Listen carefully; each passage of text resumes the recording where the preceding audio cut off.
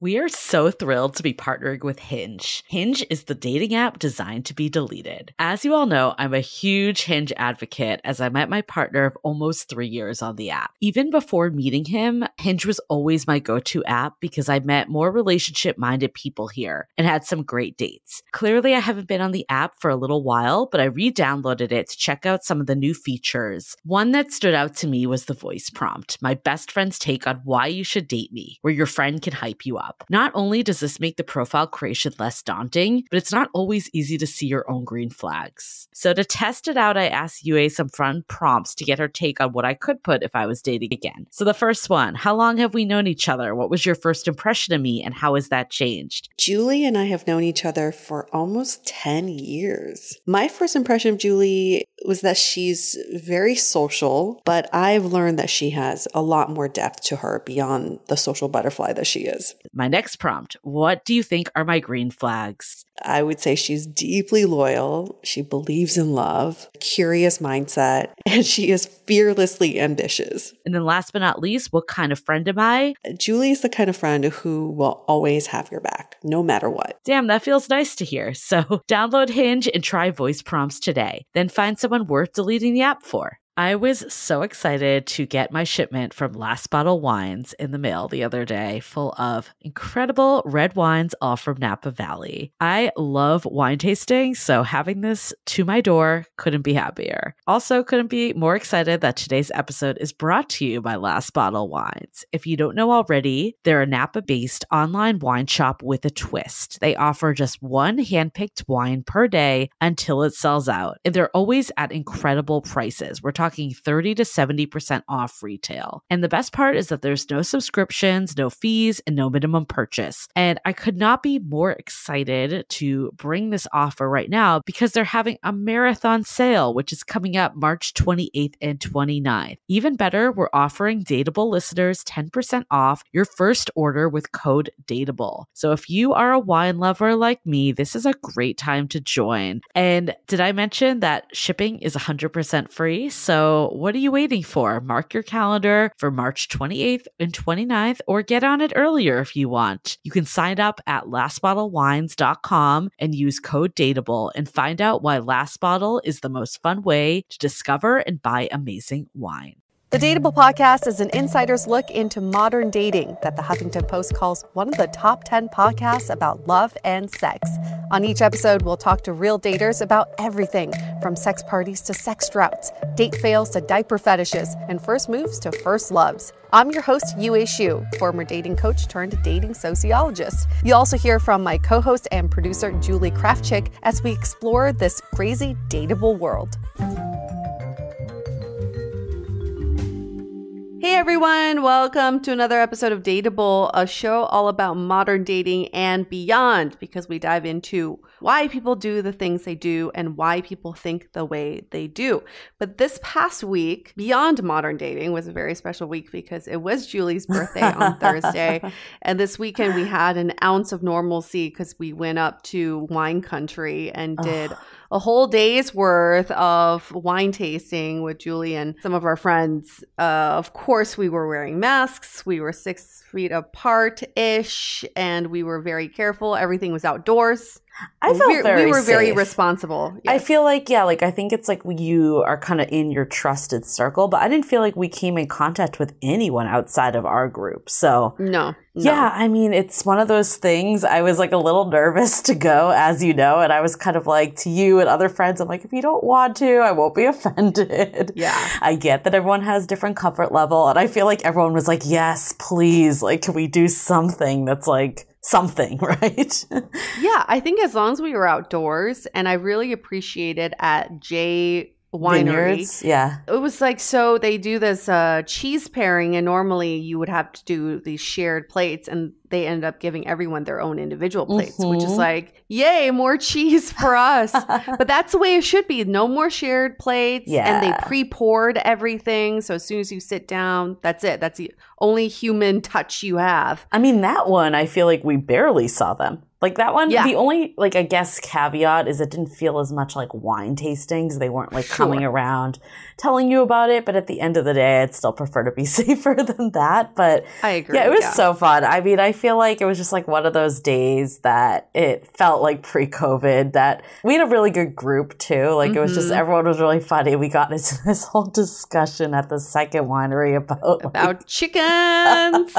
How do they fuck? There were chickens there. So that's what started it. But we got into it, and luckily like our wine server was also like worked on a farm. So she gave us like the whole DL about all sorts of animals and how they mate. So it was quite educational. I think we should stop beating around the bush and we should tell people what we learned. Because it might sound dumb that we did this. We asked this question, but if we thought it, someone else out there is thinking it too. So we're going to save you asking a dumb question and we'll answer it for you. So we were very curious that if chickens can lay unfertilized eggs, and do you need a male and a female chicken at all times, or I guess a chicken and rooster at all times in order to get eggs? Because this all stemmed from the fact that our mutual friend acquired 2 chickens to put in her backyard in San Francisco, which is very strange to begin with.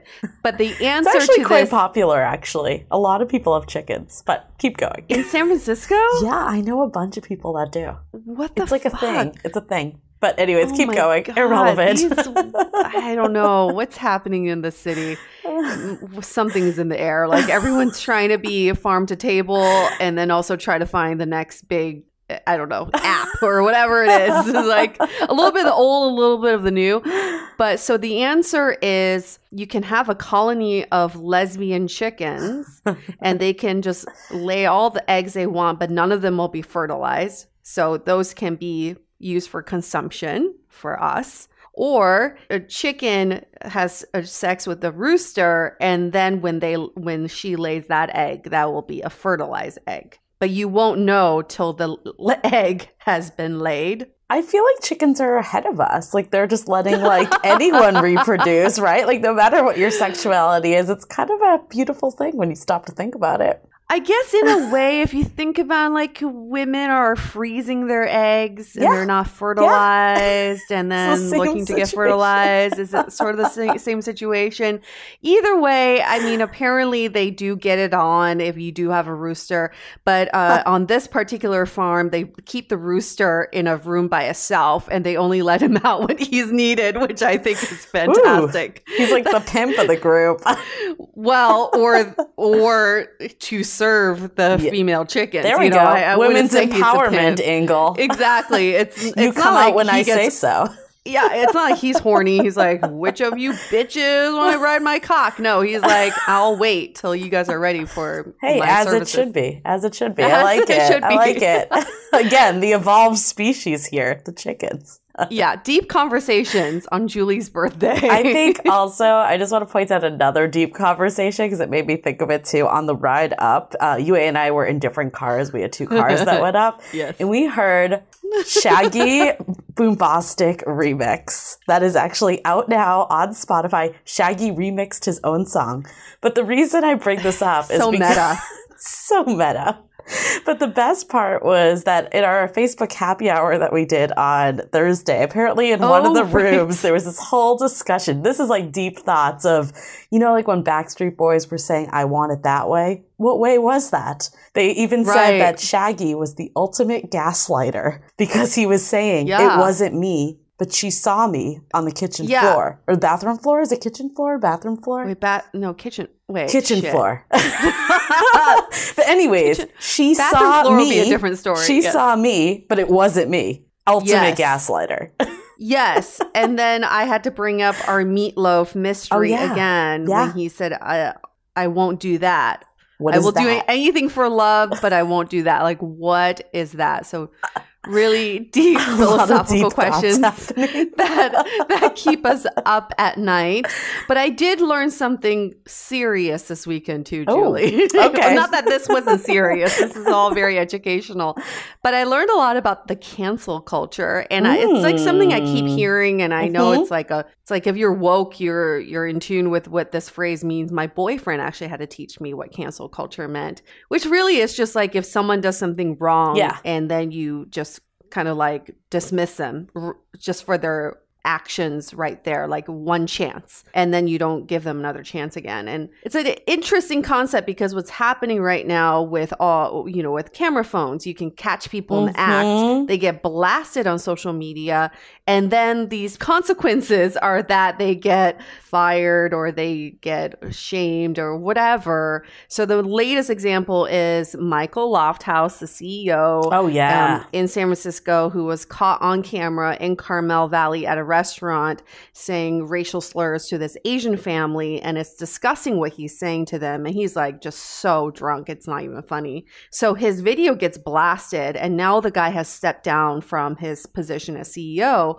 but all the comments are like, no, that's not enough, let's make sure, because he's British, they're like, let's make sure his visa's revoked, deport him, and let's make sure he never finds another job again. And so this is the cancel culture. Right. Someone does something wrong and then you just cancel them. But my issue with all of this is this person's just going to keep hating Asians more and more. Right. Because he lost his job. If he loses his visa, then he's just going to hate Asians even more. It doesn't actually solve the problem. I wish there was like a rehab system for people who are caught doing something wrong, and then you follow them through their transformation of getting back on track. Because this is just not the way we can reconcile these issues. A racist will still be a racist. It's just that they're now an unemployed racist. Yeah, it is. So, but there's I think it's interesting because I think there's been a few podcasts too that have had this happen, that they've said the wrong thing or handled things in a different way. Won't say which ones, but it was like, it kind of like all hell broke loose and people really started like canceling hard. And I think though where some of the people that have had this happen have gone wrong though, is that they didn't just apologize. Like they kind of tried to like back themselves up. And I think at the end of the day, it almost like digs a deeper hole. So it's like, if you can just say you're sorry that this happened or someone felt this way, that's really all you can do. You can't go back in time. You can't change whatever it is. I think it's like I'm trying, like, it's like it needs to feel authentic though. But did you see that San Francisco introduced the Karen law, which I think is hilarious? Instead of spelling it Karen, it's Caren. And it's basically like calling up. It's like the Amy Cooper situation where she like called up the police being like, this black guy is attacking me. And it was like, she had like an unleashed dog and he was doing nothing. Like those like false senses of, racism and systemic racism, that's what the Karen law is in San Francisco. But I think it's hilarious that they called it the Karen law. I mean, that's on purpose, right? Yeah, and I'm also just I feel really bad for people named Karen now. We know a really wonderful Karen in our Facebook group. Like we do, and now I can't look at that name the same way. Unfortunate. So I'm so sorry to all the nice Karens. I know. We have your back, Karens. We have the good Karens. Maybe you should just change your name to Kat, just once and for Car. Just Car. Yeah, Car. Just name yourself Care. There you go. That's a good one. But things are happening, right? That's a good thing. We're just trying to make sure that we're policing each other and that we are keeping each other in check. But once we do keep each other in check, there has to be consequences on both ends that we need to face. So that's all I'm saying. That's the only way I can't agree with cancel culture altogether. But I do think that despite all of the learnings this weekend, I think we need to celebrate, in addition to your birthday, we also need to celebrate the CNN article that came out. My dad finally hit me up and was like, congrats. I'm like, I've been doing this for like 4 years. But no, Seriously. I'll take it, I think it's hilarious. Oh, I guess we'll get into the article, but like my mom messaged me that my cousin randomly saw it on CNN. And the article doesn't say Dateable in the headline, so you have to like read through it. And it's just hilarious. She's like, why didn't you tell me? And I'm like, I don't know. You just don't know like when things are going to actually come out and all that. But yeah, I feel like my family, and you said yours too, like finally sees what's happening here. Final approval. My mom's always like, how's the radio show doing? I'm like, it's a podcast, Mom. She's like, yeah. How's the radio show doing? Was so cute, though, when I met her. She's like, I love that you guys are doing this podcast. Like, she was like super for it. She loves it. She just doesn't really get how we can make a living off of it, basically. But what was great is I woke up this morning and my boyfriend's like, oh, my friend just saw the CNN article you're in. So thank you, Patrick. I haven't met you yet. You sound amazing.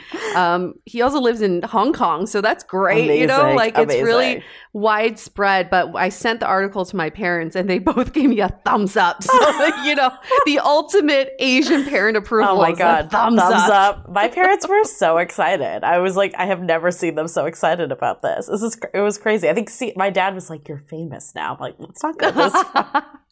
Well, I never thought I would see our picture in CNN. Oh, it's pretty impressive. Fantastic. And we have to thank Saba, who wrote the article. We had such a fun chat with her, and she's been in our Facebook group, which is fantastic. Right. But ultimately, we need to thank Jamie, who's one of our loyal listeners, who referred Saba to us. And Jamie, I'm so glad we met you last week for the first time. And we are so grateful for listeners like you. You are absolutely fantastic. Thank you.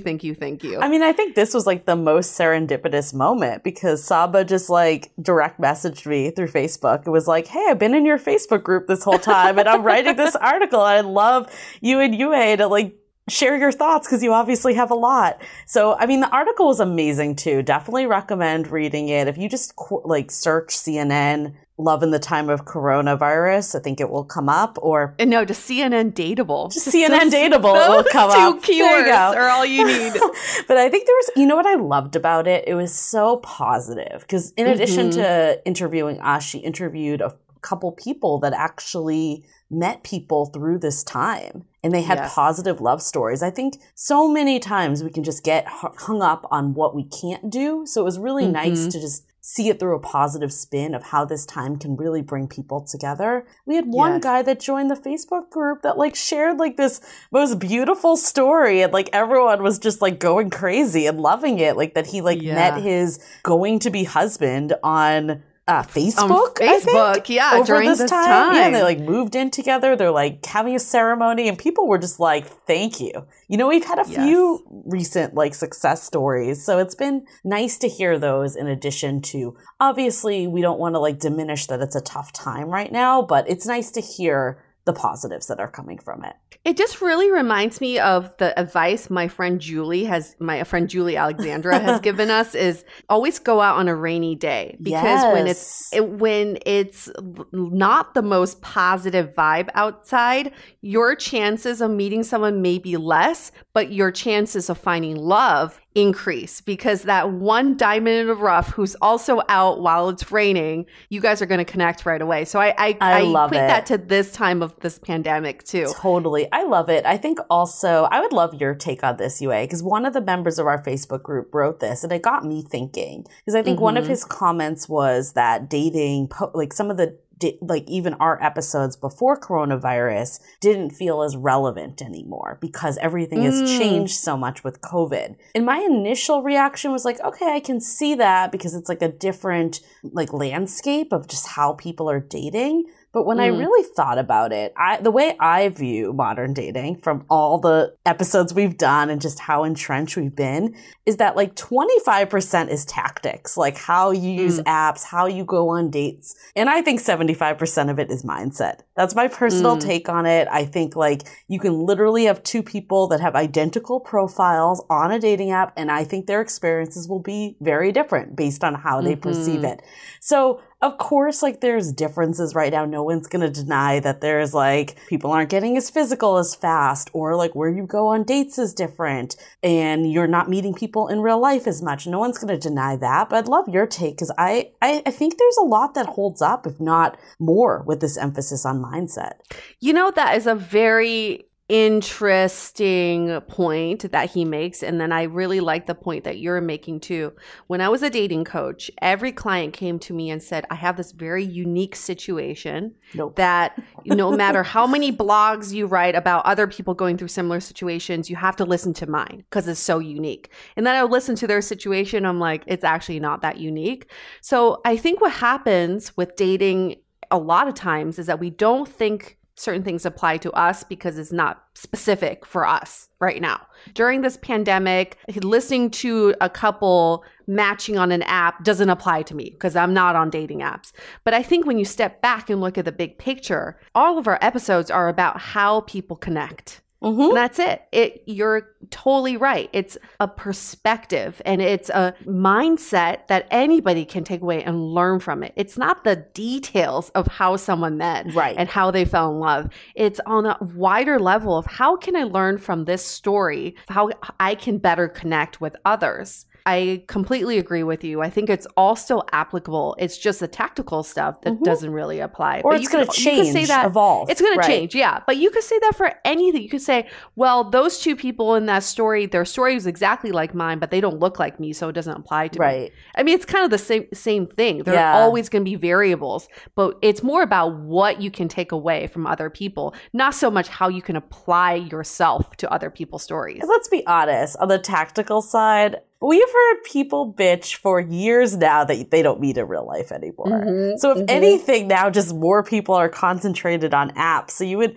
actually kind of argue that a lot of the tactics on apps have not changed at all. If anything, it's just like gotten a little deeper and more real. So yeah, I mean, I'm not going to say there's no difference. There's obviously differences, but I don't think that things... Like we said on our last episode, actually, the bonus episode, that I think you had a good point is like, while there's trends, the reality is most of the stuff is going to stay relatively the same. There might be some shifts that happen, but if you could take like 1% of what's working in this new world and lose 1% that wasn't working in the old world, that's a win. And I think that really does hold true here. Yeah, keep chugging along. Listen to other people's perspectives, absorb them, learn from them, and then we just keep excelling forward. This is what progress is in society. Yeah, which is actually interesting too, because it kind of brings me up to something else that I had a mutual friend reach out to me and connect me with this lovely woman, Julia, who's been doing this quarantine project. And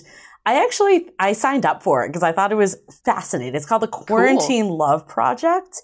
And she actually, like, on her website, I just have to read this because I love it. It's going to be a while until you could walk up to someone at a bar. In the meantime, there's the Quarantine Love Project. So I think they actually started it as in-person events, but they pivoted like you do. Again, it's not the change of the underlying, like, what they're trying to accomplish. Yes. Exactly. Right. It's just a change of mechanics. Instead of hosting IRL events, they're now doing them online. So anyways, they'll like match people up and they basically will send you a message. So they're kind of like the modern day Cupids. You basically will do like a 20-minute video date. And I mean, it's not like for profit or anything. Like they're really just trying to like spread love right now, which I love. How fun. Yeah, it's so sweet. And I think one of the reasons why he connected us too is I guess there's no shocker, less men than women that have signed up. I feel like this always happens. But as soon as we say it, now all the men will come because they know there's like a surplus of women.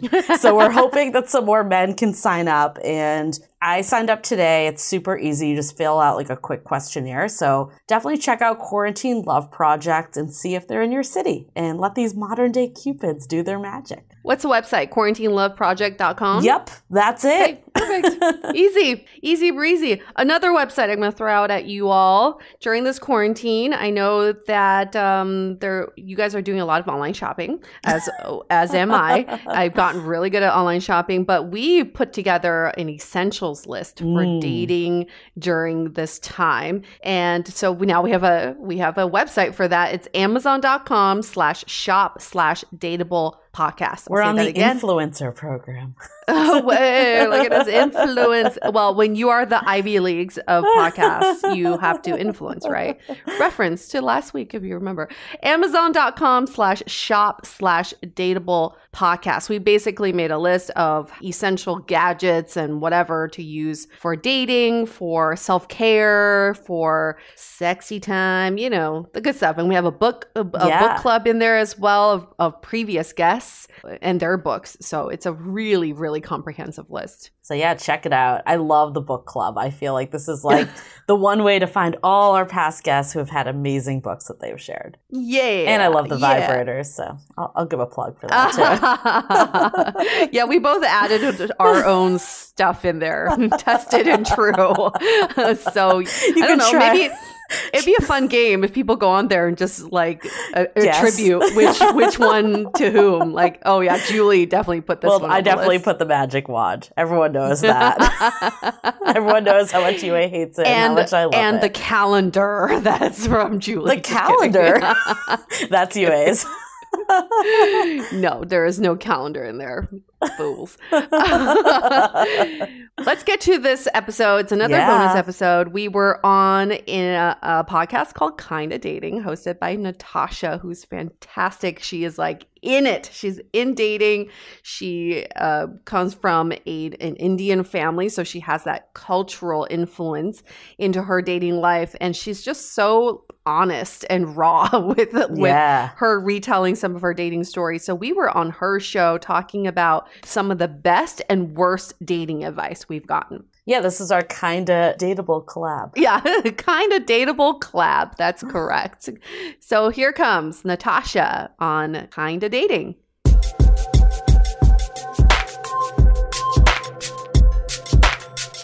Guys, we've been wanting to make this happen for a really, really long time. The Dateable Kinda Dating collab. We're doing it. Yes. So excited. We're kinda dateable. I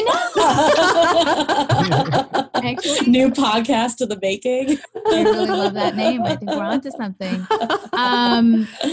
Guys, you guys tell me if there's something you like to do for yours, but for us, we like to always ask every guest, single or in a relationship. Are you single or in a relationship? I am single. I was revisiting something with an ex-boyfriend and recently decided to continue down a single path. So recently single, I guess. Yes, ready to mingle in quarantine time? Yeah. Try out that video dating. Try out that virtual sex. We just had an episode about that. Ooh. Oh, yeah. Oh, yeah.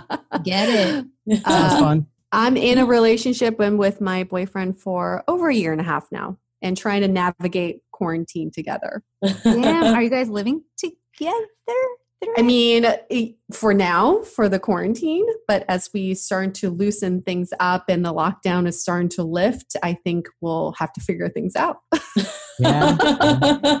And what about you, Natasha? I am seeing someone. I'm actually at his house right now. Poor guy. With all your equipment? Yeah, I brought it all over. I was like, all right, well, this is what we're doing now.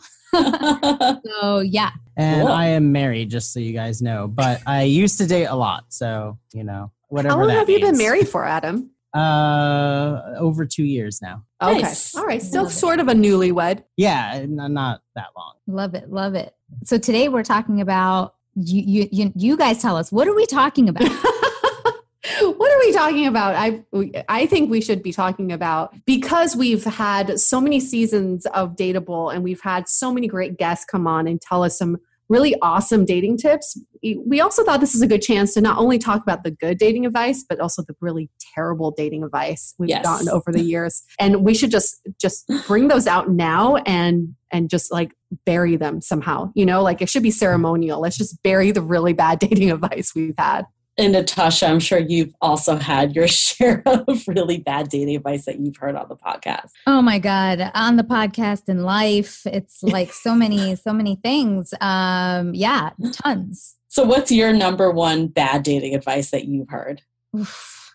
I think the one that somehow I got flack for, which I don't even believe, I just was letting the guest speak, was don't have sex for 90 days. Whoa. We had a guest on our podcast that said that too, actually. Yeah.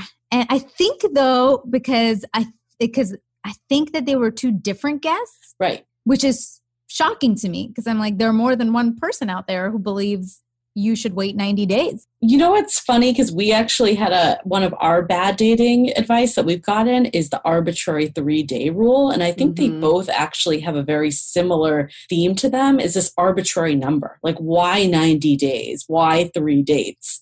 Like, why 3 days? Like, why does that matter at all? And also, it just drives you crazy, doesn't it? Like waiting 90 days for anything to happen, you start developing stories in your own mind. You end up having a conversation and a relationship with someone that does not exist.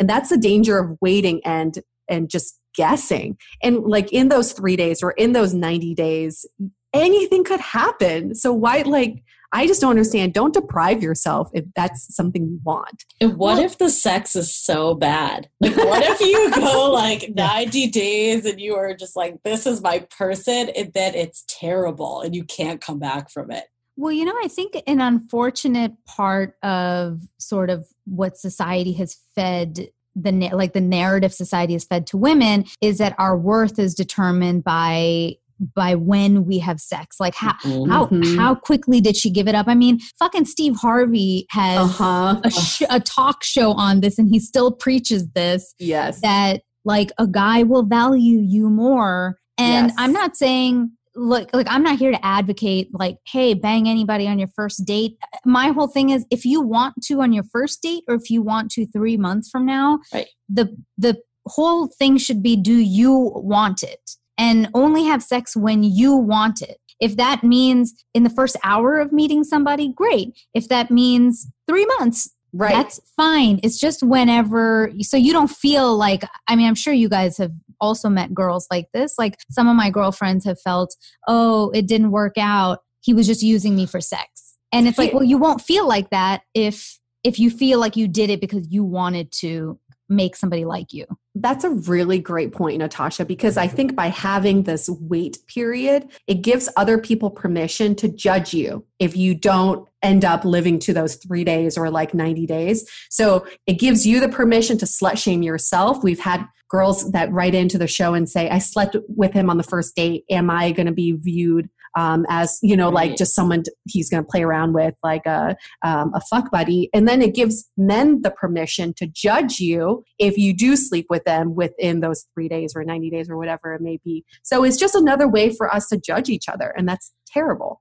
Yeah, we had a guest on our podcast, Dr. Alexandra Solomon, who is phenomenal. If you haven't listened to those episodes, or if you're new to our podcast via Natasha's, definitely check them out. But she had a really good comment because this came up. We actually had a live show. We had someone in the audience ask about if she slept with someone too soon, would he judge her? What would he think? Mm-hmm. And she's like, the problem of this statement is that it's coming from what would he think of me, not what do I want to do. And there is a very different energy that's happening from that. And I think to Natasha, your point about feeling like, oh, someone didn't call me back because I slept with them too soon. If the energy is, we're vibing, we want to sleep together, or maybe we're not there yet because we haven't built that connection versus like, I need to hold out so he stays interested. That's the energy that's probably causing someone not to come back, not that you slept with them too soon. Mm-hmm. Yeah. And I think we have a slight benefit of having the kind of dating engineer here, Adam, but like sometimes we ask him like as the guy, like, what would you think, Adam? I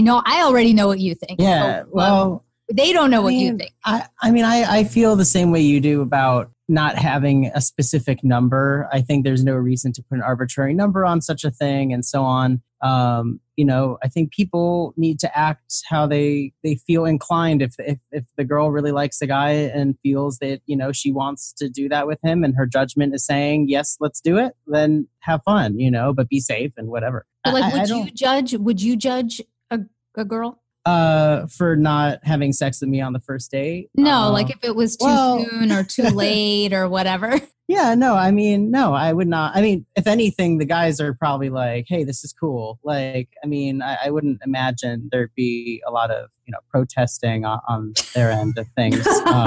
Like, no, please don't. Like, hopefully they would say no. If no was no, This happened to me Yeah. a long time ago. I remember I met this guy. We had such a fantastic night. We got way too drunk, but that's another story. And well, actually, maybe it's not because it led to the story that I'm about to tell. And basically, we ended up sleeping together on the first date. And I actually don't remember a lot of that date. But what I do remember is him saying, do you do this often? And there was this sense of judgment that came into it. It was really icky. And I remember feeling really shitty after. And I was never someone that thought about that or felt that way. And I remember a friend of mine was like, he did it too. Why does it need to fall on you as the woman? Yeah. It's two people that had sex. Like, just why is it always on the woman? I was going to say, Natasha, you had a really funny episode, Do Old Dating Traditions Hold Up? And that episode was so interesting to me because I think if you think about it, all these rules are kind of imposed from like our ancestors. Right. And they're very antiquated. But I think as modern daters, we tend to not question them. We're just like, oh yeah, these are things that worked in the past. It was probably some like etiquette coach that came up with them or something for you to like get the village wife of your dreams. You have to wait however many days. And I think this is our chance, and with both of our podcasts, is to just question why things are the way they are and why do we need to do them a certain way. Yep, absolutely. No, 100%. I mean, Julie, to, piggyback off your story a little, I was telling, I think people might remember on my podcast a while back, I had hooked up with somebody who's actually really famous, he's about to be really, really famous, like giant movie star famous. And we had hooked up, and I remember he wanted to do the like, oh, just 2 minutes, just 2 minutes. And I was like, no. And so he was like, oh, well, I don't have a condom. And I was like, oh, cool. I'm a fucking grown up who cares about me. So I have one. And so I brought it out, and he was like, oh, but you have a condom. And I was like, mm-hmm. And I was like, here you go, wrap that shit up. And then he had performance, he was being weird about it, and he couldn't basically come off. And he's like, oh, I'm sorry. It was because of the condom. And I'm really sorry. But it was really because he got thrown that I had a condom. Right. So the woman shouldn't. Yeah. I shouldn't be protecting myself from, you think you're the first guy who's ever said, just 2 minutes. No. Oh my God. Just a tip. Don't worry about it. I didn't know that was even a thing though. I guess it never occurred to me or something. I don't usually talk to my friends about this. But my God. I don't think I've ever thought, oh, maybe in 2 minutes you can't get pregnant or something. I don't know. Okay, how many times I've heard the 2 minute thing. I feel like this one definitely goes into ours of the 3-day rule. I'd love to hear your opinion on this, Natasha, because I think this one infuriates both UA and I a lot, because our opinion is if you like someone, don't fucking play games and just message them. Yeah. 100%. I agree with that. I always admit that old me used to be the one who used to wait hours before I texted somebody. I was totally playing that game. But when I came out of that was during my commitment phobe phase. And then when I finally came out of that, it was me realizing wait, why was it was my insecurity. It was wanting to make somebody know that I wasn't available or whatever, which wasn't, it was my insecurity. And now I don't feel insecure, so I don't give a shit. If I have time, I will message you right away. I like messaging right away. And if I can't because I'm in a meeting or I'm actually working or doing something, I can't. But I actually usually tell somebody hey, I'm just about to get into some work. If I'm slow to respond, that's why. So there's no, I just find game playing doesn't benefit or help move a relationship forward. And the faster you know somebody's interested, the faster you can make a decision if you want to stay or not. If they're not, tell them to fuck off. Get out of here. If I can say also, as a guy, one time I went out with this girl, and she and I was used to the whole, oh, you shouldn't immediately call them the next day. Kind of got to give it a little time or space. This is before a lot of apps and stuff. Everything was on OkCupid at the time, but what happened is she was like, just call me tomorrow. And I was so relieved. I was like, I don't have to play this game with her. I don't have to wait 2 days or 1 day for her to think I'm too into her, whatever that means. I mean, she's happy that I'm into her and I'm glad, and I will call her tomorrow. Like everyone wins then if that's what you want. Well, isn't it refreshing to have someone tell you that they're actually into you instead of playing this game of who's least interested? Yeah, well, exactly. I think a lot of times women, because again, what we've been told is that we shouldn't be the one showing the interest and he's going to lose interest in us and all of that. But especially in this day and age with Me Too and just changing gender roles and masculinity, I think men do need that positive reinforcement that this is like a green light and I can keep going. Like I can ask them out again and I can make the move or whatever. And I don't think there's anything wrong with just saying, I had a really good time and I enjoyed hanging out with you. Like there's nothing needy about that at all. Mm-hmm, mm-hmm. Yeah, I always at the end of a date, sorry, Adam, I just, at the end of a date, I always, I don't wait. Like if somebody messages me first, great. But when I get home that night, I almost always am like, I say if I had a good time, and I'm very like, hey, I had an awesome time. But I don't say I don't need to say let's go out again. I just say hey, I had an awesome time. I have a great night. Thank you. Yeah. Also a tip, if a girl is interested in a guy and she would like him to know that, and she would maybe even if it's after just the first date, like him to not be as interested in other girls that he might be talking to online or something. Right. It's good to show that you're interested and you're bringing something to the table that you would like to go out with them again, because, otherwise you end up dating someone some guy is juggling multiple women because, it's kind of from a guy's dating perspective, it's like you're messaging 1,000 people and you don't really know when you'll hear back from any of them. A lot of their inboxes are probably maxed out or something, on whatever dating app they're on. For sure. And your podcast and our podcast, both of our podcasts have covered the pickup community. And isn't it just fucking exhausting to just play these games, to do these mind tricks, Jedi mind tricks with each other? And at the end of the day, what are you getting? All you're getting is this fake interest from someone, because all you're doing is making them feel like they miss you or making them feel like you're unattainable. But that's not sustainable for a relationship, because if you carry forth with that relationship, you constantly have to make yourself unavailable. Right. And I think that actually is a good segue to our other really bad advice we've gotten. And I'm actually thinking, Adam, what you just said makes so much sense here too. We always say this is not a numbers game. And that is very unpopular advice because a lot of people believe it is a numbers game. And I think in a situation where people aren't transparent about how they're feeling and what they're thinking and showing that excitement, that's when it becomes a numbers game. To your point, Adam, as a man or a woman, you feel like you have to just keep filling your funnel because you don't know if any of these people. Back. Yeah, exactly. But if someone is just upfront and genuine, then it doesn't take meeting hundreds of people. We know so many people that go on date after date and they don't go anywhere, where someone that might just really fine tune and get excited to meet someone, even if they have less prospects, their dating success rate might actually be higher. Let's hold that thought for a sec. We'll get right back to it.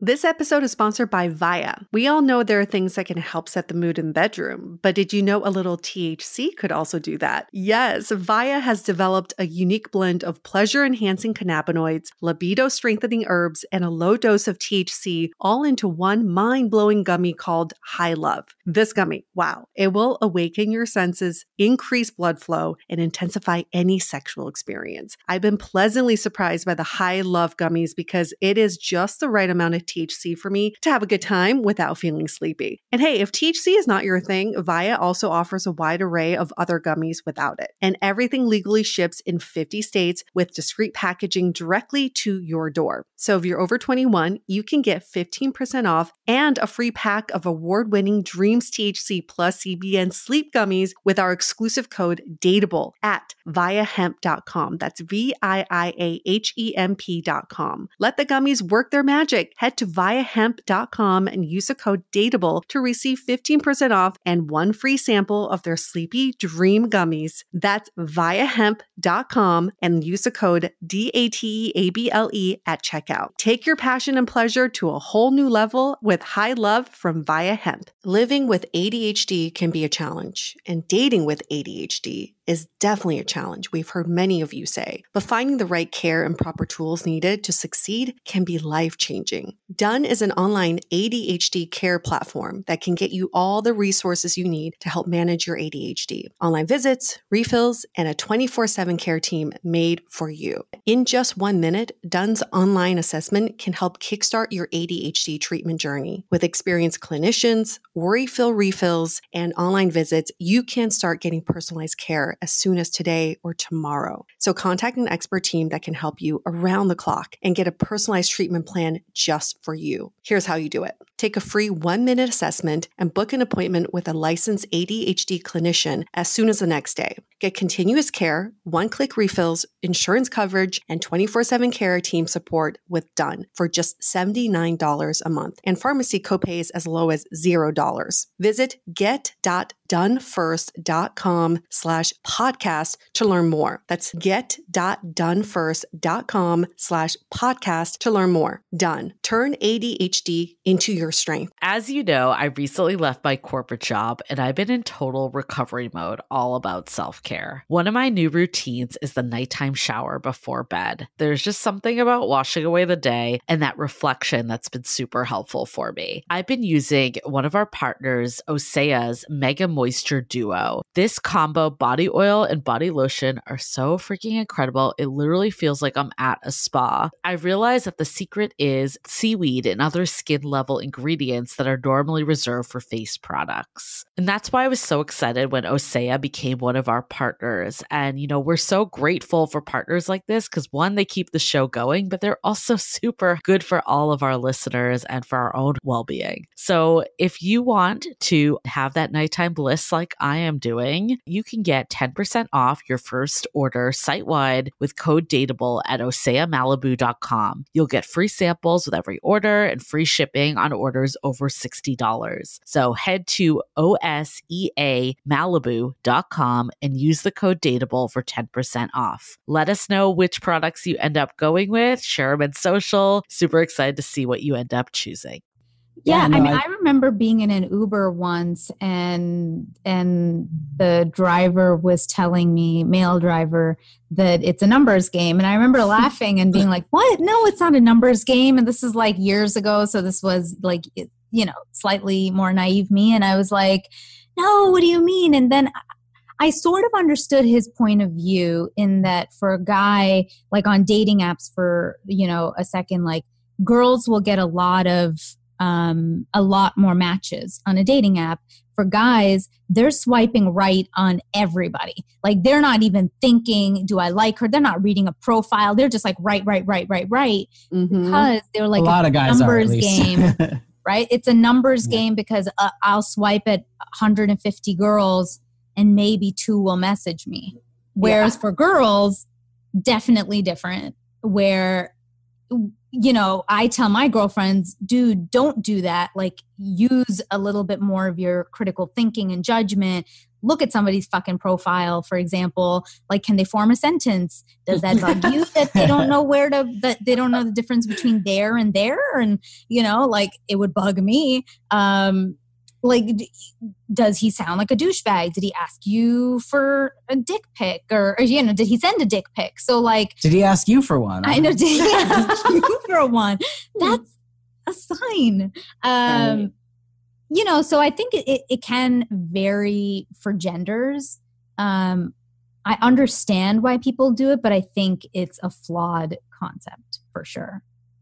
I think it depends on when it is in the process, because I actually understand just swiping through profiles, and I admit I do that. Like, I don't read everyone's profile because I think there's too many variables on dating apps. You just don't know if someone's ever logging in there or what the activity is and all of that. But I do think where the not a numbers game falls into is that filtering process. And that's why I'm actually really excited that people might start to use like video dating a little more, because I think there's filling up the funnel, that there's enough people and prospects in there. Because if you've no one in the funnel, it's going to be hard to find a date. But then once that funnel is getting filled, making sure that you're not meeting every last person and they're just blending together, but really being conscious and excited to meet that person. Mm-hmm. Yeah, I think it's being smart about the numbers game, because it's a numbers game only when you're able to balance all the people you're talking to. So it's science backed that you can only balance 7 people at a time, and 7 people on a very surface level conversation, that's all you can handle. And then for deeper conversations, your brain can only handle 2 people at a time. Wait, So yes, it's a number. 7 people, like dates? Seven people that you can have very shallow conversations with. Those are the 7 conversations you can balance at one time. It's a lot. I agree. But for those conversations to be deeper, you can only do 2 at a time. So it's a numbers game if you're smart about the numbers. Yeah, and I definitely hear the men out there, because we hear them. They're like, hey, I'm not getting any matches. So it is a numbers game. And we hear that. We don't want to say it's, I guess, maybe it's a modified bad advice. It's not fully not a numbers game, but I think if you just are always going for quantity over quality, that's when you get in trouble. Like, we had someone on our podcast that we did an exit interview with, and he had so many matches on Hinge. I've never seen a guy with this many matches in my life, but none of them moved to a second date. And that's why we did an exit interview, to call them to see why. And what I think the lesson here is that he was probably spreading too thin, and he wasn't going deep with enough people to like get a connection that would move to that next level, and then also be willing to take a chance, because he always thought he had more prospects coming. Yeah, I mean, quality over quantity for sure. At some point, like you said in the beginning, maybe you should date more than one person, but then at some point, I think if you are, it depends what phase you are in your life. If you're just trying to fuck around, great, then you don't have to. Right. But if you are actually sort of trying to be open to finding something of more quality, then you're going to have to put in a little bit of time. It's like a job. I think also one thing is, because, we're talking about the numbers game and things like that. And the question is what are the things that people use to look at? And the first thing is usually the photo. I don't think, though, that that's necessarily wrong for people to use as a judgment, because if you're dating someone, you want to be attracted to them, at least, somewhat physically, hopefully very much physically. But, at the same time, you would then want to get the whole picture. You want to see what their profile says, or what their thoughts are, or, dreams and so on. I think those are all really important things, but for that initial thing, because if, you want to be able to be happy sitting across the table from them at dinner, Right. Yeah, I mean, you brought up a sort of my segue to one of the other worst pieces of advice that I've heard. This isn't from my podcast, though. This is just in life. This was my parents, which I fucking hate. Though I think a lot of dating Wait, coaches say this too. You hate your parents? No, or I love my parents. My parents. Just want to clarify. Just the advice that you hate.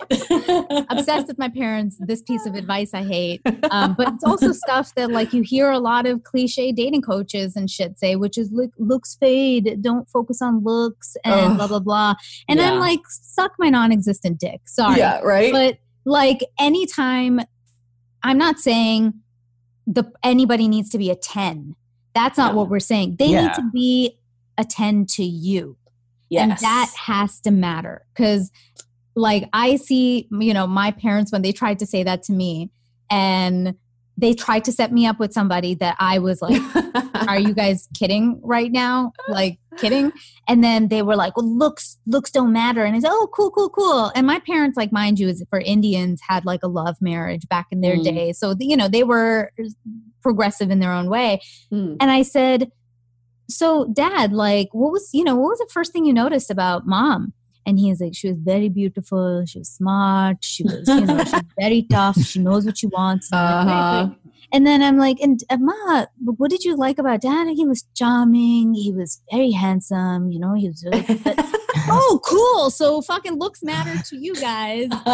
Clearly, you're constantly talking about oh, we matched so well. We made it. So fuck you. And then now they literally say it to me. They're like, no, we get it. Looks matter. I was like, there has to be chemistry, right? Yes. If there isn't, then you're just friends at that point. And that's not a significant other, right? Yeah, because you have to look at this person every day, right? Even if you're in a fight, even if you're not talking at the very least, you're staring at each other, you know, and I need to personally at least not want to throw up looking at your face. I don't know. Like, I'm just saying, like, I need to feel like I am into the person. But that, again, that doesn't mean that I don't believe that that means the person needs to be a 10. Like, No. One of my boyfriends of 4 years was somebody that other people might not have considered a quintessential looker. Mm-hmm. But he was so hot to me. We had great chemistry. And I loved him. I was like obsessed with him. So yeah, it just needs to be attractive to you, I think is the key. Yeah, there's a Chinese saying, it's called 顺眼, and it literally translates to smooth on your eyes, which is, I guess, could be easy on your eyes. But I take that as is just for your eyes only. This person is just smooth. There's nothing like when you look at them, you're like, just something very jarring. And I think my parents have said the same thing, Natasha. They're like, don't worry about the looks. Everybody's ugly when they're old, which is probably true at some point.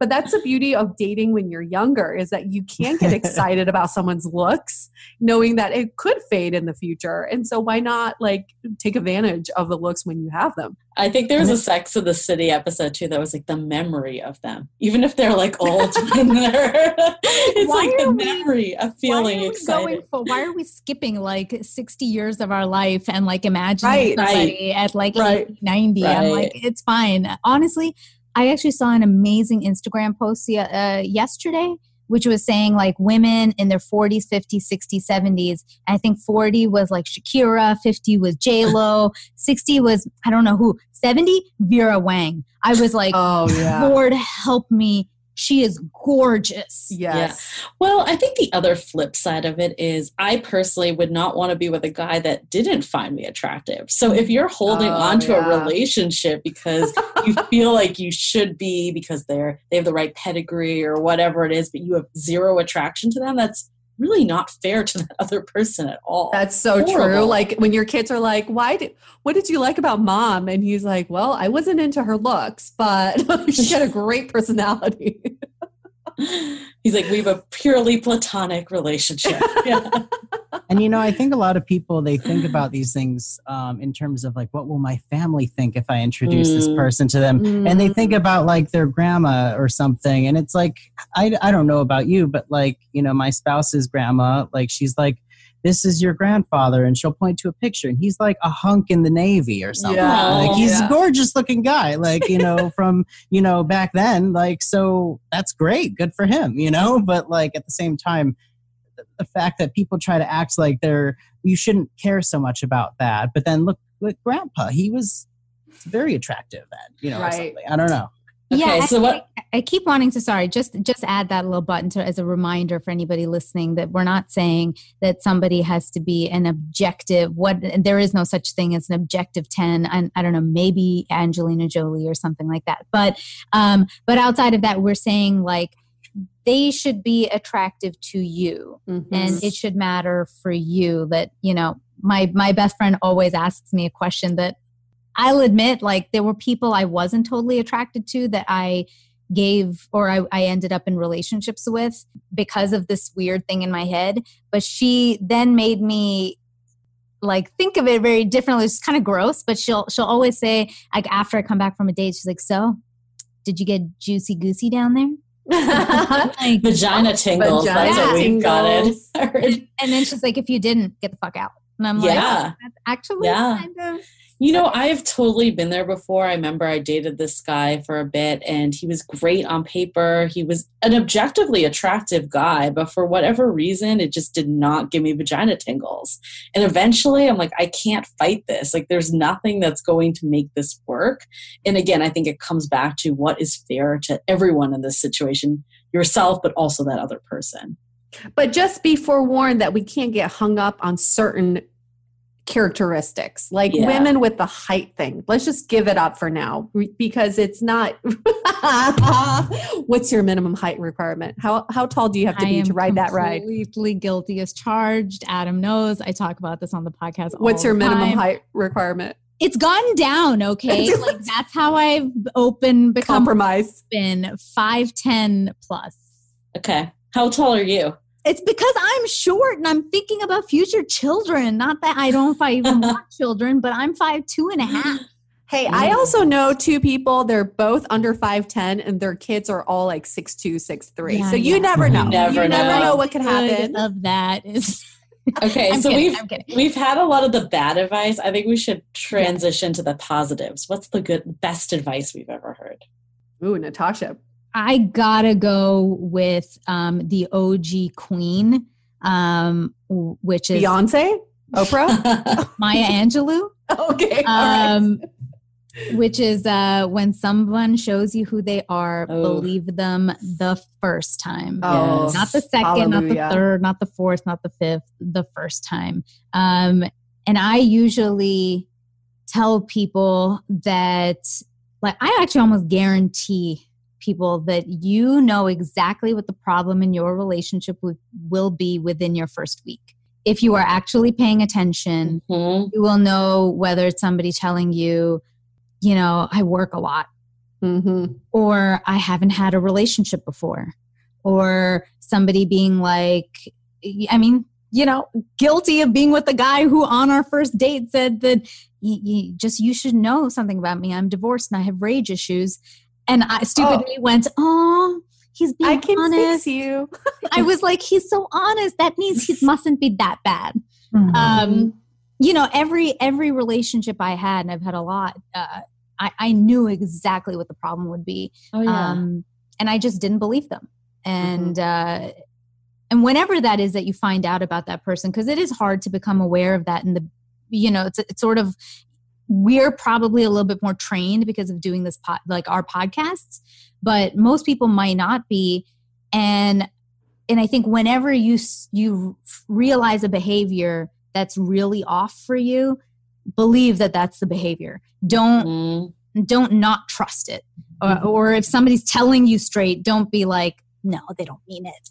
They totally know themselves more than you. For sure. Right. There's a saying that like most relationships ends the first red flag that was shown. And I feel like that has happened to me so many countless times that I'm like, wow, in hindsight, I saw that on date one or right away. And you want to believe that that's not going to happen. But yeah, I think it's really important to tune into those. I like to do the buffet test in the beginning of a relationship where you sit down and you think, am I treating this like a buffet where I'm picking and choosing which parts of this person I choose to consume and which parts I'm not using? But then that's not how a relationship works. It's not a buffet. It's literally a prefix meal. And then you just eat whatever is given to you. So do the buffet test and you'll know. Perfect. Yeah, I love that. I love that. What's your guys? What's like a best advice? I love this one because we say it all the time. You have to go through the trenches to just fully experience love. And we've had so many experts come on and say, love is a journey. And if you sit back and you think, gosh, it really is. Just because you find someone to love, that doesn't mean that journey ends. It's just the middle of your journey. And it's something that's constantly evolving. And if you're going through the trenches right now, if you feel like you're hitting rock bottom or this is a really dark period, just know that you're supposed to go through this in order to find that light at the end of the tunnel, because you will get there.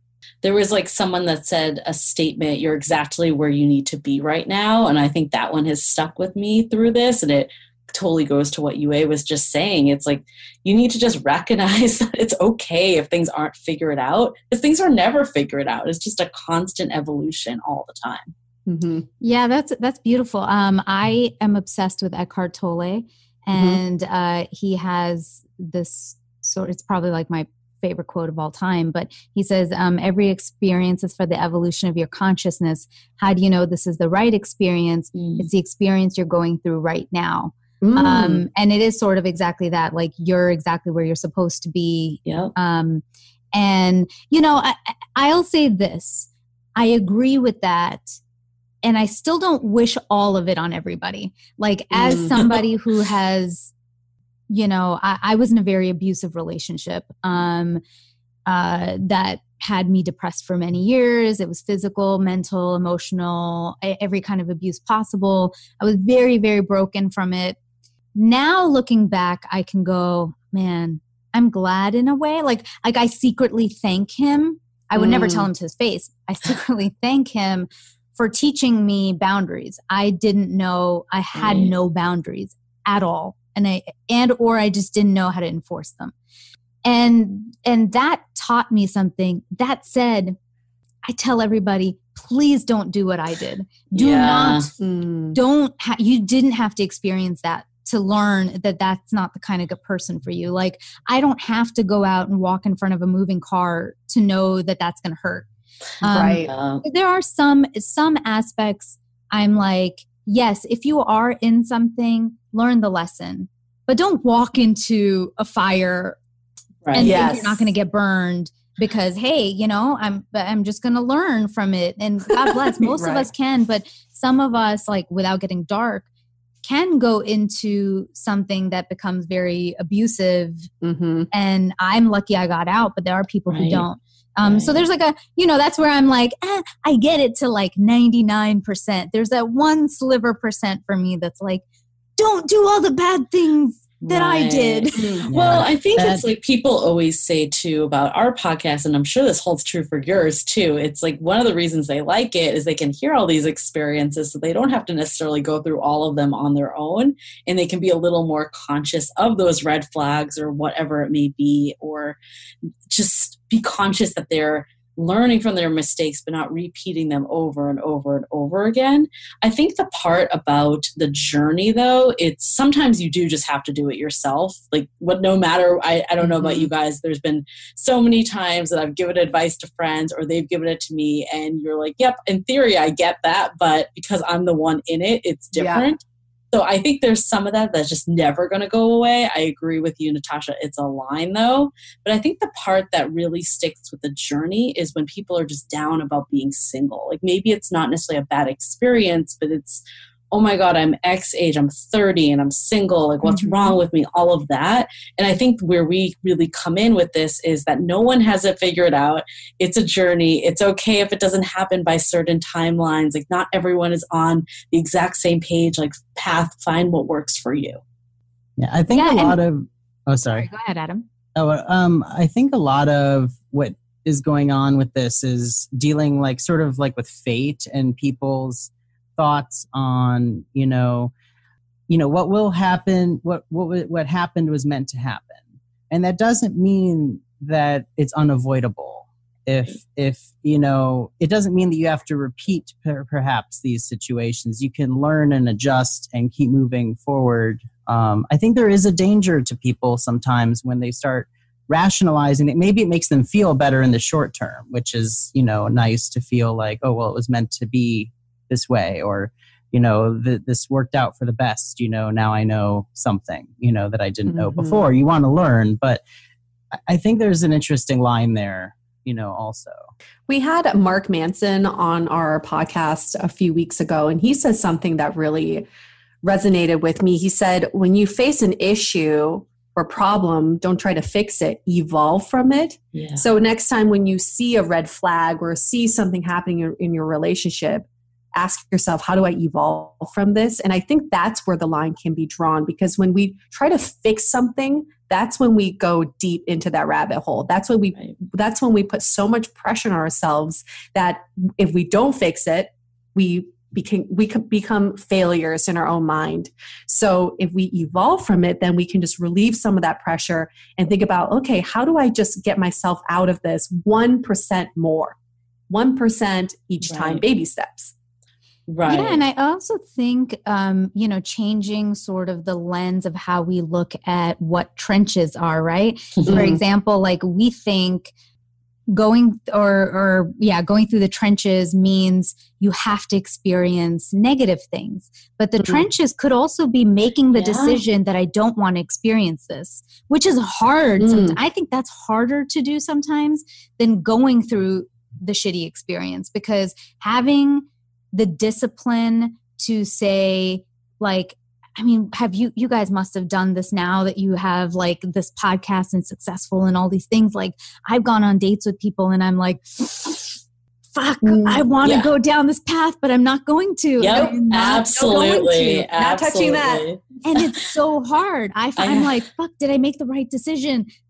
but knowing and trusting and trusting myself in that is the trenches, is like me going through the trenches. It's just a different evolutionary process of the trenches. Like you don't physically have to be in it anymore. You could be in it emotionally and intellectually. That's when you start to really evolve, because I 100% agree with you. We had actually one of my past dates on the podcast to talk about our dates, which is we love doing those types of episodes. But I recognized I was his first date in 12 years because he had just gotten out of a divorce. First time ever on a dating app. We were just in totally different places. And I recognized it immediately. Even though like we had a good chemistry and banter and I liked him, I was just like, this isn't going to work. I just knew we were not in the same page. And I think it's honing in on that and not being, it's all about trusting your gut is really what it comes down to. I think a lot of times we don't want to put limitations, and we talked about this with Mark Manson too. It's like boundaries feel scary because they're basically losing prospects, especially sometimes when it feels like prospects are hard. It's hard to find that person. But I think your gut always knows what's right. And it's really, at least for me, when I've gotten into trouble is when I don't listen to it. And I think 100%. That I can change someone. I think it's important to remember that everyone's on a different timeline, you know, Yes. The people you date, but you are too. And even your friends and family and things like that, you know, like I know some people that, you know, they're like, you know, I'm in my early 30s and I feel like I need to start, you know, looking into getting a house and things like that. And, you know, hey, I mean, it'd be nice, but, you know, not everybody's able to prioritize that right now. You know, a lot of people are more interested in starting a family or more interested in getting their professional career going or, you know, whatever other things there are. But you don't want to hold yourself to these arbitrary standards that are sort of just based on other people. Mm-hmm. Totally. Yep. That seems like a good segue to other good dating advice. Yeah. What's your next one? I was going to say, oh man, I have two, but which one to go with? Yeah, pick one. We'll go with the simpler one. Love grows. I used to not. I mean, like every young person, it's not a girl thing, you know. I used to be like, no, you're either in love or you're not. But you realize, like in the beginning, you don't really even know what love is, and yes, you can feel like an immense attraction, infatuation, even an early stage of love. But I think it can get deeper, and it can get even more as time goes on and you build intimacy and you know, really share with each other that I just don't think you can right in the beginning. I mean, not all of us have the Notebook type of love story, you know? And I've been with people and seen that happen for me where like it started one way and I actually was like, oh my God, I kind of like this person even more going forward as I've like learned about them. But sometimes I think people are like, they need to feel all of it in the beginning. And I just don't think that that's love, like that love at first sight kind of thing. Like I'm like, I don't personally believe in it. I believe it's lust at first sight. Yeah. And then you could feel an awesome connection with somebody, but that love kind of grows. If that makes sense. Yeah, I think it's an interesting one because I'm thinking about what you said earlier about that you still need to be attracted. So I agree with you that love grows over time. And I think especially it's tough when you've ended a relationship, when there's so much history built up to go to that next person where you're kind of starting from scratch. And in your mind, though, you're kind of expecting it to be a smooth transition, which isn't realistic. But I think the part that I'm not sure about is if there just isn't that baseline connection and chemistry to begin with. I think if you had a good enough time, you should go on a second date, even if there wasn't fireworks. But if you really were just like, this is so painful, I don't want to be here, or I'm just not attracted and I don't see this happening, I don't think love can grow that way. 100% agree. Yeah, I definitely, don't. I think the difference does become a little of like, is the initial feeling and connection love at all? Or is it a chemistry and attraction?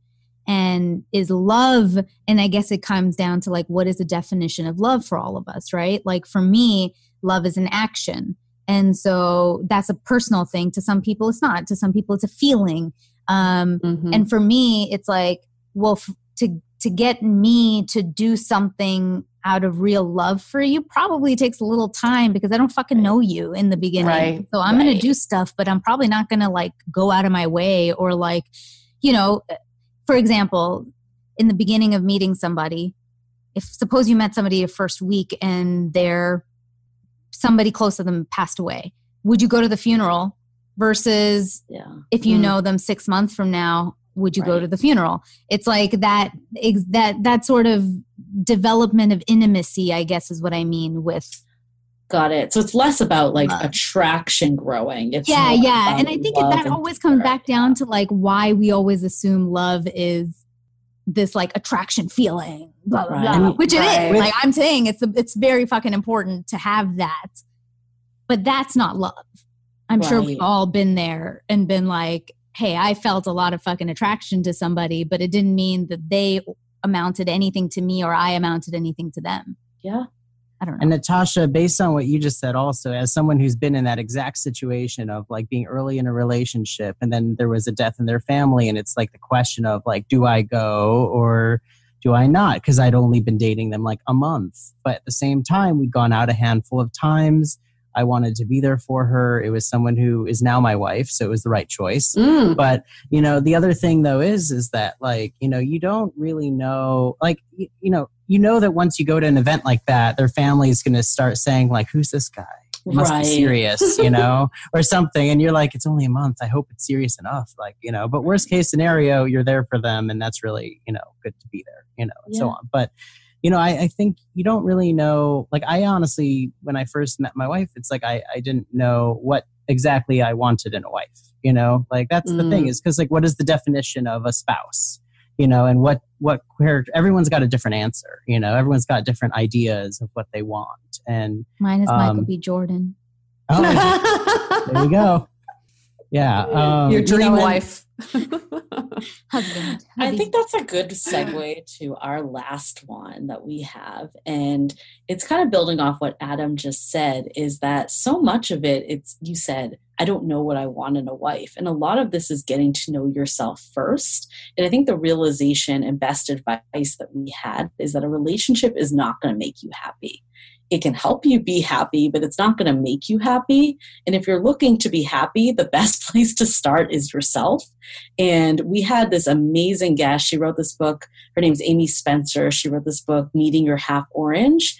And she basically had basically every opposite dating advice that you would ever have. She's like, don't get back out there. Like, just do what you do. And like, don't go to a singles event because you feel like you should go there.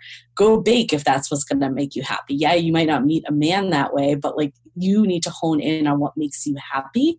Because ultimately, if you're trying to get into a relationship to be happy, why not just beeline to the happy? And you'll probably attract someone in that best state anyways over that desperate state of just always looking for someone. We also had a guest on, Heidi Ezern, who wrote a article that was called "Why You're Still Single." Why you can't find the one. Why you can't find the one. Yes. That's it. And basically, her whole point was you putting all that pressure on this person that you just met, thinking that they're going to make you so happy by being in a relationship with them, is setting them up for failure. And this is it goes hand in hand with the other dating advice that we were just talking about, where love grows, is Mark Manson said this too. Love is not enough. And that's what that statement really means to me is love is not the end all be all. Just because you fall in love with someone doesn't mean your debt goes away. Doesn't mean all of a sudden you're healthy and all of a sudden your life is perfect. That's when you should start building a life with someone, and you have to work at it. So having this knowledge, knowing that love is not enough, and knowing that you can't wait for someone to make you happy will free you from all the pressure that you put on yourself and this imaginary person. Yeah. I mean, I think I'm sure all of our shows have definitely tackled that of like embracing just being you and being single, if that's what it is. Like, as somebody who has gone through the gamut of, you know, being a hardcore relationship girl who then was like a massive commitment phobe, who's now reformed commitment phobe, like I had to go through those phases where I had to just like, especially when I was coming out of being a commitment phobe and I had been making such bad decisions, like I was just purposely with the wrong person, subconsciously, you know, where I didn't realize it. I had to learn like, what the fuck is wrong? Like, I just need to be alone. Right. And it was only when I took complete time off was I able to evolve and like start making better choices. I even did it last year. Again, I just stopped. I was like, I'm done. I'm just really checked out right now. I don't want to date. My family was like, why aren't you dating? I'm like, it's not like there's some shortage of dudes. It's just, I don't like, certain other things are important and I need to fill my cup first.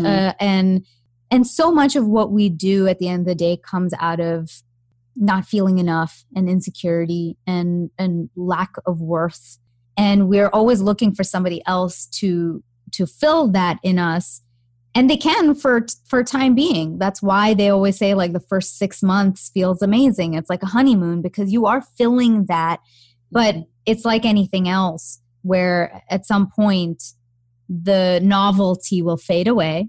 And that the lust and the infatuation will fade away. And then you'll be left with your debt and your addiction and your depression and your reality. Yeah, whatever it is. And nobody's saying you need to be fully whole, because I don't think any of us will ever be totally whole.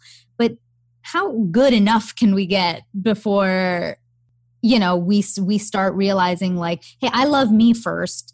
And when you do that, you can make decisions like, when do I want to have sex? Do I really want to meet you this Saturday? I'm really fucking tired. Or I want to go hang with my girls or whatever. Like, you can make these seemingly small decisions with a place of like self-worth and, you know, feeling whole. Like, if this person leaves, you're not going to die. Like, you're good. It's liberating. Right. Yeah. It's amazing. Yeah, I think especially during this like whole quarantine period too, it's brought up a lot of stuff for people. And I think this is not saying that relationships aren't important, because I do think relationships can help you. It can bring happiness, because any relationship, either whether it's like with family members or friends, like I think as humans we are bound to relationships, but that can't be the only thing that's holding on there. And I think with this whole quarantine period, it's given a lot of people time to reflect and do some of that inner work that you were mentioning, Natasha. And it's not a one-time thing. I'm glad that you called that out. Like, it continues your entire life pretty much. But also I think like in the time of quarantine, especially if you're single and alone, and like, for example, I'm living on my own, there's something very empowering and freeing that I'm fine doing this. I'd prefer to be with a partner, but I'm fine on my own and I'm happy on my own and I'm okay on my own. And that allows the right partner that complements you to come in, not just anyone that you're like grasping for. This is a unique opportunity. You know, everyone right now is not, a lot of us like aren't able to do our normal work. We aren't able to see people that we normally see, friends and family included.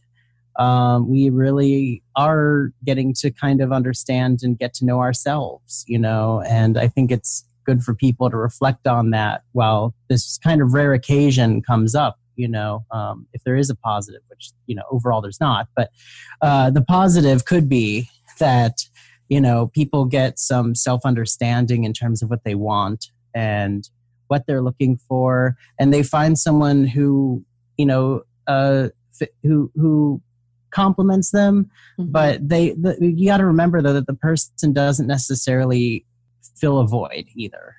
I mean, something that I've said before on the pod is, if you find somebody, great. If you don't find somebody, great. Like, it should never be that one is better than the other reality. And the truth is, and this is also something I've mentioned, that like every single human is at one point in their life going to go through a period of being alone. it is a known fact of whether, you know, for me, I've gone through many periods of that where I had to be completely alone, especially after the abusive relationship. I was sick for many years that people didn't know about. I was alone. Like I was lying in bed like, oh, okay, I'm 21, I'm going to die.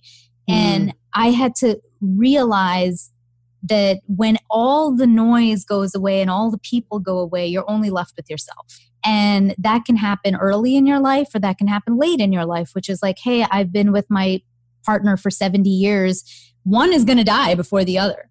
So somebody's going to experience a moment of, and even your moment of death is alone. And so, but right now, the interesting thing is, because when I used to say that, people used to be like, yeah, okay, when are you going to experience time alone? I'm like, fucking quarantine. Yeah. Now, seriously, fucking the entire world is going through a period where you are, for many of us, are alone. And the experience is alone. And whether that's in your studio apartment, staring at the walls, not being able to go out, or living in a house with somebody you don't love, you're alone, you know, like you could even love them and still the experience is yours. And that's where you have to realize the experience is yours.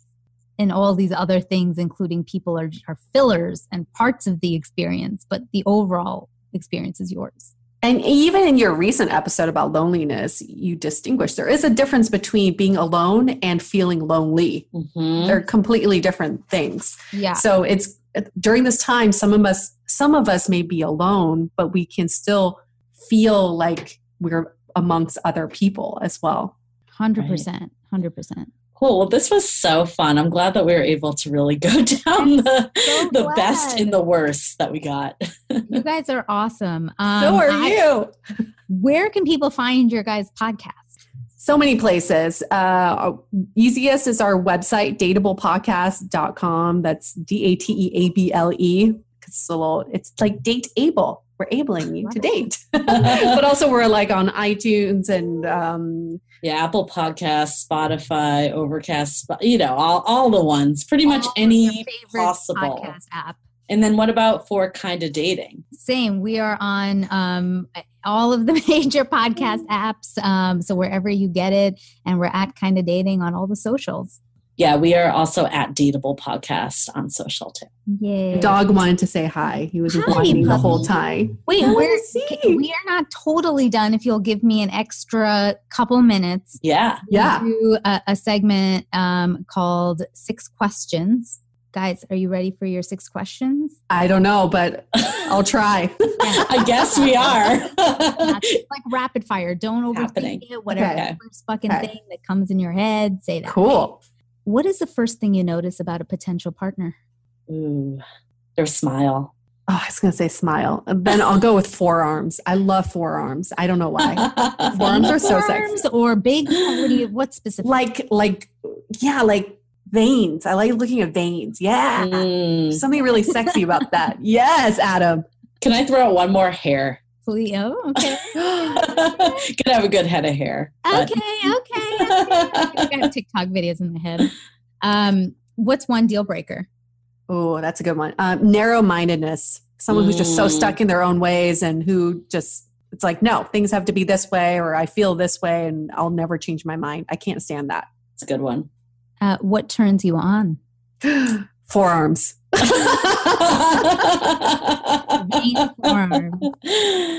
I mean, so much. But I think physical touch, like, especially if you're on a first date and someone kind of, we'll have to see how this plays out after coronavirus. But I think, like, when you're on a first date and someone gives you that, like, touch on your arm, there's, like, something electrifying about that. I love it when someone just takes control, who's like, I'm taking you out Wednesday night, 7 p.m. Let's go here. It's just, it feels nice to be taken care of. And throw down in the bedroom, too. I was thinking control. That's where I thought you were going, but. Tell us one of your strengths and one of your weaknesses in relationships. Ooh, dang. Okay, we went there. I'll go with this. We'll do back and forth. Strength first. So I think my biggest strength in a relationship is constantly evolving with the relationship. I've never been stagnant and I hate feeling complacent. So I love pushing a relationship forward.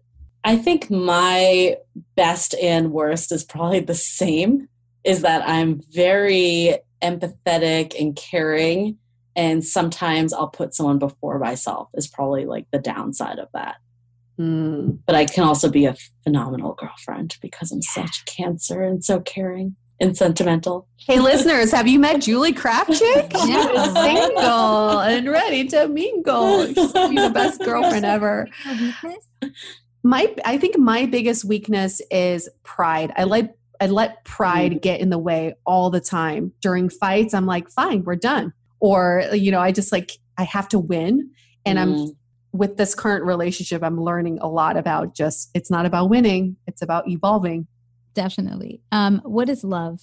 I think love is wanting someone to be happy and caring about them, even if that means that you aren't going to have a life together. Like, if you put someone in their own happiness above everything else, maybe not above your own, I'm not saying above your own self and your journey, but if you really care about someone deeply, you just want the best for them. And it's not, again, about winning or losing or whatever that is. You just want them to be happy. Yeah, that's a really great answer. I would say love to me is fully consuming and digesting someone, all of them, every piece of them, and not doing the buffet effect, picking and choosing, just accepting them as a whole for everything that they are. Yes. And last question, besides I love you, what 3 words would you want your partner to tell you? Oh, that's a good one. I'm going to rip this off from my brother's wife's dad gave this toast at their wedding.